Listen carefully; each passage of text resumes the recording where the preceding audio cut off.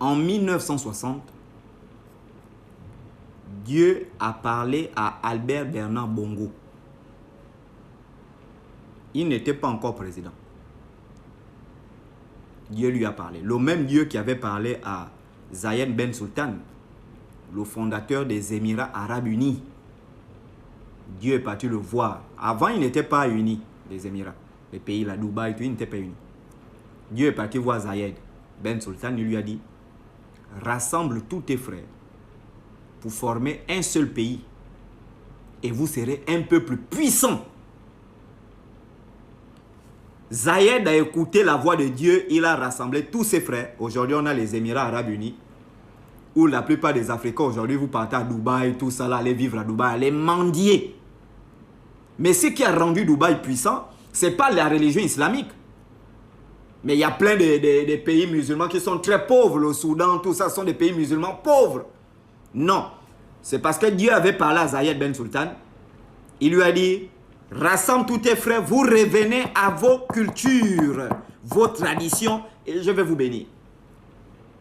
Le même Dieu avait parlé au président Bongo. Il lui a parlé en 1960. Il a dit, lorsque Léon va mourir et que tu vas prendre le pouvoir, tu vas rassembler tous tes frères, les Bantous. Les Bantous de l'Afrique centrale, les Bantous de l'Afrique australe, les Bantous qui sont partout dans le monde. Tu vas les rassembler. Et vous allez mettre en place un comité de retour aux sources. Pourquoi l'année 1960? Parce que il faut comprendre que la transposition des âges, le passage des âges à un autre, c'est fait tous les 2000 ans.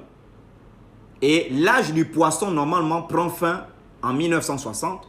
Mais nous rentrons dans l'âge du Verseau en 2019. Parce que quand un âge finit, il faut un petit laps de temps pour rentrer dans un autre âge. C'est pourquoi vous allez voir, ce n'est pas pour rien la date des indépendances, des trucs, vous voyez, la plupart des pays, c'est 1960, les pays africains. 1960. Ce n'est pas un hasard. Vous êtes là, vous regardez, c'est pas les choses, je ne sais pas, votre travail, c'est suivre le porno comme des singes. Donc, il a parlé, il lui a parlé, excusez-moi, en 1970, il est encore revenu parler. Il a dit, n'oublie pas ce que je t'ai dit. Si vous voulez être puissant, si tu veux développer le Gabon et développer les autres peuples, toi, voici la voie à suivre. Tu vas revenir à la civilisation bantou. Or, dans une civilisation, on a les langues, on a la culture, on a les arts, on a la science, on a la religion, on a le social, on a tout ce qui est à l'intérieur. Et tu vas rassembler tous tes frères les bantous, tous les autres présidents, les trucs. Vous allez, voici la voie qu'il faut suivre pour votre développement comme les autres pays. Et je pense en 1981-1982, le président Bongo avait pris la décision de construire le plus grand centre de civilisation bantou dans le monde. Et ça n'a jamais existé. Aucun autre pays n'a construit ça dans le monde. C'est au Gabon, je pense, c'est dans la zone de Okala, quelque chose comme ça, le centre international des civilisations bantou, où tous les fils bantous, parce que bantou veut dire l'homme, tous les fils bantous devaient venir apprendre, faire le retour aux sources. Les chrétiens qui sont diaboliques, les francs-maçons et les rosicruciens sont partis voir le président Bongo. Ils ont trompé le président Bongo en disant non, ce n'est pas la voie à suivre.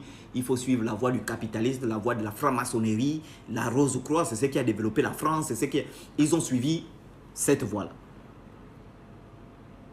Et le président n'a pas écouté la voix de Dieu. Il a suivi la voie, les conseils des francs-maçons, des chrétiens, tout ça là. Et le pays a été mis à terre. Parce que les francs-maçons savaient que si on revenait à nos sources, ils ne devaient plus avoir de pouvoir. Ce qui rend la franc-maçonnerie puissante, ce sont les dons que les présidents africains qu'ils manipulent, ils mettent dans la franc-maçonnerie et puis ils leur font des dons, qu'ils couvrent sous la forme des dons pour l'environnement, des dons. Et c'est ce qui leur permet d'être puissants à l'échelle mondiale. Et c'est pourquoi en 2008, il a prononcé le discours historique, il a dit Dieu ne nous a pas donné le pouvoir. Mais il s'adressait aux francs-maçons, il s'adressait aux rosicruciens, il s'adressait aux chrétiens. Les pasteurs chrétiens qui sont des francs-maçons, qui se cachent derrière le christianisme, qui ont tué ce pays. Et quand on parle de retour aux sources, ce n'est pas un slogan, c'est une affaire réelle. Il n'y aura jamais de développement au Gabon ou dans les pays bantous sans revenir à la civilisation bantou. Ça n'existera jamais. Tout ce que vous allez faire là, c'est zéro.